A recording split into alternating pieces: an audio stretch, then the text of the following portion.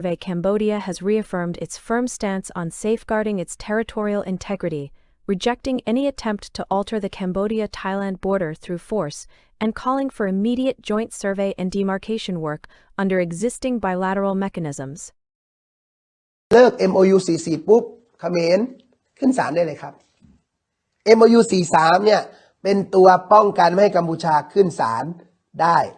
แต่ถ้ายกเลิก MOU 43กัมพูชาเสนอเลยเพราะเราไม่มีทวิภาคีในการตกลงกันก็ต้องใช้ศาลโลก UN จะต้องเข้ามาแทรกแซงแน่นอนถ้าจะเอาอย่างนั้นก็ได้ผมไม่มีปัญหาเอาเลยคุณชัยชนกคุณอนุทินยกเลิกไปเลย MOU เนี่ยขึ้นศาลไปเลยบอกแล้วเตือนแล้วบอกแล้วเตือนแล้วอธิบายแล้วด้วยข้อกฎหมายระหว่างประเทศถ้าคุณจะเอาอย่างนั้นเต็มที่ถามว่าผมเอามาจากไหนสหประชาชาติครับกฎหมายสหประชาชาติข้อ33มันมี2 วรรคไปดูวรรค 2เรื่องของ UNSC เป็นผู้บังคับให้ดำเนินการไปตามวรรค 1คือเรื่องของกลไกระงับข้อพิพาทเพราะฉะนั้นถามว่ายกเว้นเราจะลาออกจาก UN นะอันนั้นผมก็ไม่มีปัญหาเพราะว่าเป็นความตัดสินใจของผู้มีอำนาจไอ้เราก็เป็นคนที่เสนอแนะเท่านั้นเองอยากฟังก็ฟังไม่อยากฟังก็มีปัญหาอย่าเอาเป็นเอาตายในสิ่งที่เราพูดกันเนี่ยในสังคมโซเชียลเนี่ยสุดท้ายคนตัดสินใจคือนายกครับเราบอกเหตุผลท่านก็บอกเหตุผลท่านแต่เวลาฟังประท้วงบอกเหตุผลไม่อ้างกฎหมายหน้าไหนบรรทัดไหนเล่มอะไรพูดมาเลยดีรัฐบาลปัจจุบันบอกว่าต้องใช้1 ต่อ 50,000ทั้งที่รัฐบาลในอดีตใช้1 ต่อ 200,000 1 ต่อ 50,000เนี่ยไม่มีรัฐบาลไหนพูดเลยนะมีแต่ฝ่ายทหารพูดฝ่ายประชาชนพูดฝ่ายนักวิชาการพูดต้องบอกว่าคนไทยก็เข้าใจหมดนะครับว่าฝ่ายไทยใช้1 ต่อ 50,000ครับแล้วก็ด่าฝ่ายเขมรว่าใช้แผนที่1 ต่อ 200,000ทำไมเอาเปรียบไทยลุกลานไทยแต่กลับมาดูเอกสารไทยกันก่อนดีกว่าครับว่าMOU 2543ที่เราไปทำกับเขมร TOR 2546นี่นะตัวนี้ตัวใหม่เลยนะที่ไปทำกับเขมรเนี่ยมันเขียนทุกจุดเลยว่าต้องเป็น1 ต่อ 200,000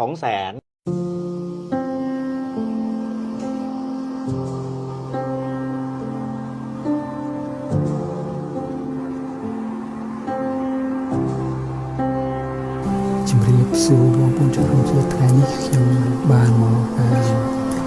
បណ្ដាល័យជាតិរបស់បារាំងពាក់ព័ន្ធជាមួយនឹងឯកសារសន្ធិសញ្ញាបារាំងសៀមហើយផែនទីឥឡូវខ្ញុំបង្ហាញបងប្អូនថាឥឡូវនេះខ្ញុំមកដល់បណ្ដាល័យហើយបានមើលផែនទីនេះគឺជាប្រាសាទព្រះវិហារបងប្អូនឃើញនេះប្រាសាទព្រះវិហារហើយនេះភ្នំទ្របគឺស្ថិតនៅក្នុងដីរបស់យើងគឺភ្នំទ្របនេះហើយភ្នំទ្របចំណុចដែលគេគូខ្វែងនេះគឺកំណត់ផែនទីមកខាងនេះ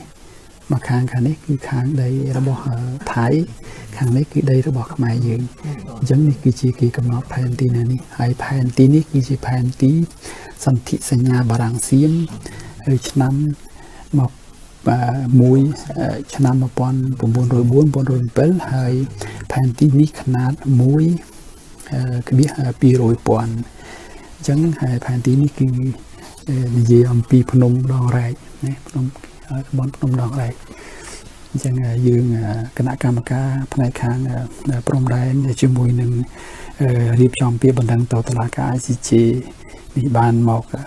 ស្វែងរកផែនទីដើម្បីយកទៅដាក់ពាក្យបណ្ដឹងហើយយើងបានសុំឲ្យបណ្ដាល័យធ្វើការបោះពុម្ពបន្តពីបោះពុម្ពហើយនឹងមានបោះត្រាដើម្បីយកទៅជាឯកសារផ្លូវការនៅក្នុងការដាក់ពាក្យបណ្ដឹងបាទទៅឲ្យនេះមួយរយៈ51មួយរយៈ51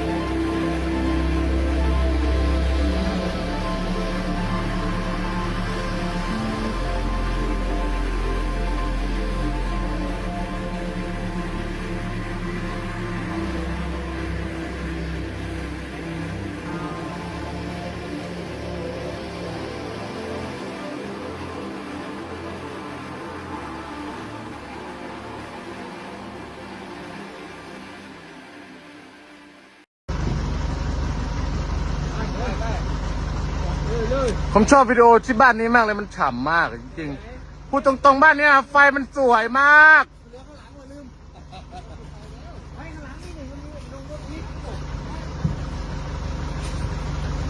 ไปไปไปไป ไอเมนสิ่งที่มึงสร้างอ่ะกูไม่อยากได้หรอกกูอยากได้คือแผ่นดินไทยกูคืนหวานเจี๊ยบ chào vớiបងប្អូនអើយតិចអស់ហើយខំរោមានសល់អីទេដោយសារតែពួកវាមកឆ្លៀនពៀនបាញ់បន្តិចតូបខ្ញុំតិចអស់ហើយតូបតាកាទៀវតូបខ្ញុំនេះតូបខ្ញុំនេះស្បាយជាងសមតិចអស់ហើយវល់ពីនេះវ៉ាន់នៅក្នុងនឹងទាំងអស់ឥឡូវវាយកចេញអស់ហើយសល់អីទេរាប់ពី0មកវិញចប់ហើយមើលដៅក្របវាមួយប៉ុណ្ណានៃតិចអស់ផ្ទះម្ដុំនេះសោះសាច់អស់មានសល់អីទេមើលតូបឈិនnàyនឹងវល់អស់មើលមិនយល់ក៏ទៅពួកអានេះចង្រៃមែនផ្លាញគេឯងគ្រប់បែបយ៉ាងបណ្ដោយមើលតិចអស់ម្ដុំនេះថ្នល់អីវាផ្លងដាក់ឡើងប្រហោងប៉ុណ្ណានៃអស់សង្ឃឹមហើយបងប្អូនអើយមានអីរស់ស៊ីទៀតទេចប់មកបានតែខោអាវអីនឹងម៉ូតូ2គ្រឿងដឹកទៅវ៉ាន់មកបានតិចតួចទៅវ៉ាន់គ្រឿងម៉ូតូនៅទាំងអស់ឧទាហរណ៍ពុណាតផោងក្របផ្លោឡើងប៉ុណ្ណានៃតិចវល់អស់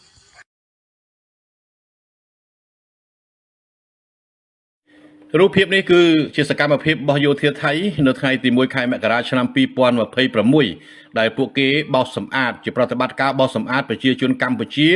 ដែលនៅក្នុងផ្ទះសម្បែងនៅសេសសល់ក្នុងផ្ទះសម្បែងឯតំបន់ផ្នែកខ្លះនៃឃុំបឹងតគួនបាទដូច្នេះជាសកម្មភាពនៃការឈ្លានពានគឺជាផុសតាងនៃការឈ្លានពានយ៉ាងជាក់ស្ដែងមួយប្រកាសប្រជាសូមជម្រាបបងប្អូនសាធារណជនឲ្យបានជ្រាបថាពាក់ព័ន្ធនឹងបណ្ដឹង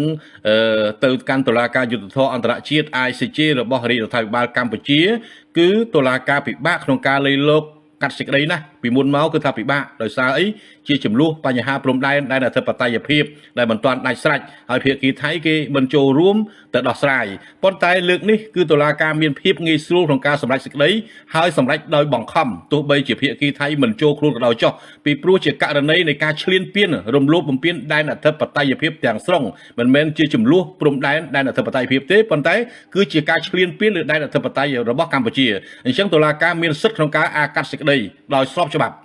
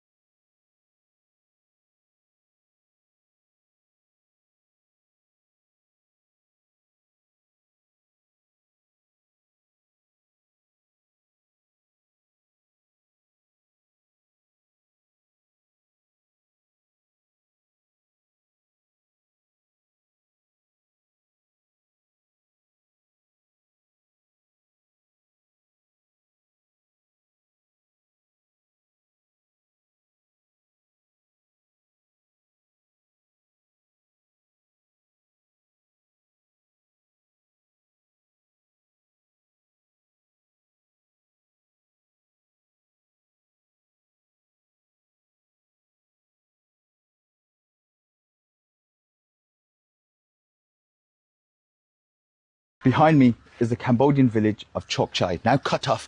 by metal containers and barbed wire put up by the Thai military. Now, the Cambodian authorities haven't said how much territory they've lost during this conflict. And although they've accepted the ceasefire and the fact that troop positions have stopped where they are, they say that the borders are still defined by existing treaties and international law. But for now, Cambodians have no access to their homes behind here. And some have even told us that when they got close, there were warning shots fired. ហ្នឹងហើយផ្ទះខ្ញុំនៅក្នុងហ្នឹងឯវ៉ាន់ខ្ញុំក្នុងទាំងអស់ទាំងលុយទាំងមាសទាំងអីនៅក្នុងហ្នឹងទាំងអស់ព្រះអីនៅក្នុងហ្នឹងឆ្អឹងម៉ែខ្ញុំអីនៅក្នុងទាំងអស់ព្រោះឆ្កែពួកហ្នឹងវាអត់ឲ្យចូលទេវាថាវាគម្រាមបើសិនណាចូលទៅវាបាញ់វាថាឲ្យនៅទឹកដីខ្មែរខ្មែរវាថាវាក្រៅរបស់គេចេះនៅខ្មែរអាវាបាត់របស់ទឹកដីវាទឹកដីម៉ែឲ្យវាមកធ្វើពីកាលណា Now, this isn't the only place the Thai military control inside Cambodia. There are other locations as well that we've seen. But going forward, it begs the question, even if the ceasefire holds, how will issues like this, where the Thai military controlled territory inside Cambodia, be resolved?